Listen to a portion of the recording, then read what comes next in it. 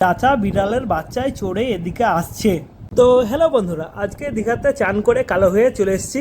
আমি কালে হাই তো ক্যা হুয়া দিল वाले হাই। তারপর দেখছি একটা বিড়াল চাচার পিঠে চড়ে চলে আসছে। ও সব বাদ দিয়ে আমরা একটা হেলিকপ্টারে চড়ে গেলাম ঘুরতে যাওয়ার জন্য। দিয়ে আমরা চলে এলাম মারিম অ্যাকোয়ারিয়াম অ্যান্ড জুলজিক্যাল পার্কে। ঢোকা মাত্রই দেখি একটা পুঁটি মাছের কঙ্কাল আমাদের জন্য ওয়েট করে আছে।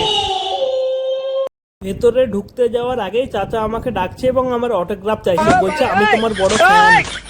ভেতরে ঢোকা মাত্রই দেখি একটা কুমির শুয়ে আছে, আর জঙ্গলের মাঝখানে একটা বাঘ লুকিয়ে আছে, আই তোকে খাবো তাই বলে। আর কিছু কিছু অপরাধী মাছকে জেলে বন্দি করে রেখে দিয়েছে। তারপর আমরা বাইরে বেরিয়ে চলে এলাম।